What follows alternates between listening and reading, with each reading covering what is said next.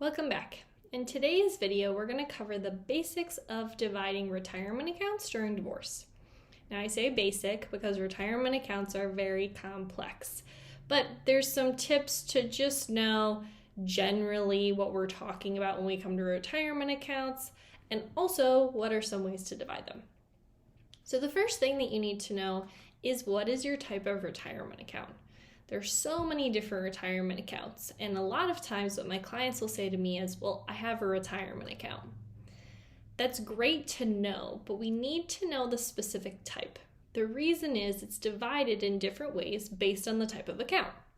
So for example, an IRA or an individual retirement account may be divided differently than something like a 401k, 403b, or 401a. There's also retirement accounts referred to as pensions, and there's different types of accounts based on taxability, such as if it's a standard account or if it's a Roth account. You may have heard of something like a Roth IRA. So first step, know what type of account you actually have.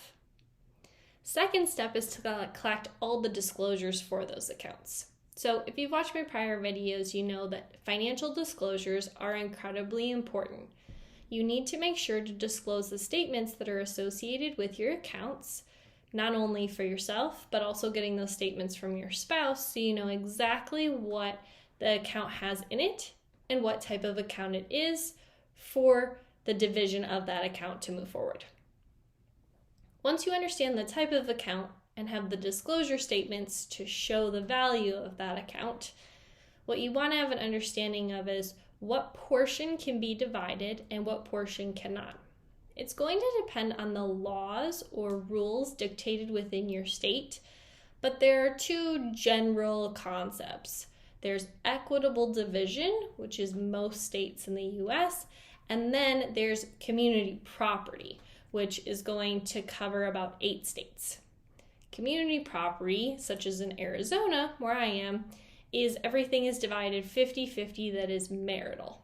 For equitable division, a general definition is you equitably or fairly divide the retirement asset that is marital. Now, you heard me say marital because there's a difference between marital and separate property. Separate property is typically defined as something that you earned prior to marriage, or maybe you inherited during marriage or were gifted during marriage. Where marital property is often referred to as everything that you acquired during your marriage. So let's use an example. Let's say that Joanne, she had a retirement account before she got married. And then when she got married, she continued to contribute to that retirement account. A portion of that account could be seen as separate property, just hers, from before marriage, and a portion of it could be seen as shared. So community or marital property, which was the part she contributed to while she was married. So we want to understand what type of account, have the statements to show it, and then understand, was there any portion of it that was separate property versus marital property? Once we have those numbers, we can look at different ways of dividing the retirement accounts. There's going to be a few main ways.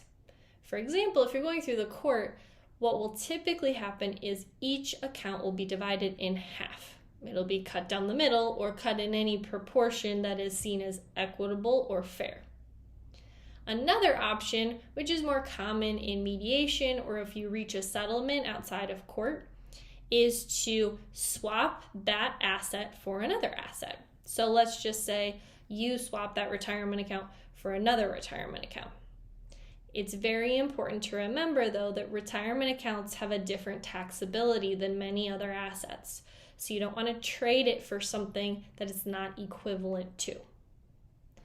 Another option altogether, which is very rare, would be if you had a lot of debt, potentially it's a productive option to take money out of retirement to pay off that debt. That's very rare. The other thing could be a buyout of that retirement. That is more common with a pension, which is a retirement account that pays out once the person actually retires on a monthly basis until they pass away. You can hire what's called a pension actuariist to get a value of that pension and then potentially buy the other person out of that pension. There's questions on whether that is something that you're comfortable with or not, based on the fact that really you could live for any period of time, so you could be valuing it based on numbers that are not specific or realistic, but the pension actuaries will try and make it as close as possible. Those are going to be the main ways that you split the retirement account. I'll go in further videos in the future about how those can be split.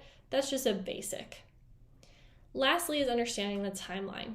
Retirement accounts cannot typically be divided until your divorce is final. The reason for that is typically taking money out of a retirement account is a taxable act. The IRS has an exemption for taxes when you're going through a divorce process. Not all taxes, I'll go over that in another video as well, but generally speaking, you can divide it without taxes if it's in your divorce decree or settlement agreement or however it's referred to in your state. So that document is going to dictate how the retirement account is split. You may need additional documentation. Retirement accounts such as a pension or a 401k, 403b, 401a, they typically require what's called a quadro or a qualified domestic relations order, QDRO, to divide that account. That is typically completed by a quadro specialist or by your attorney, and it's an additional document that needs to be completed and submitted after your divorce is finalized. Hope that helps you get a general sense of the basics of retirement accounts during a divorce. If you're interested in learning more, please make sure to subscribe to my channel and like this video, as well as check out the other videos that I've put up. I put up a new one every single week with some new tips and tricks about how finances are handled during a divorce. Have a great week.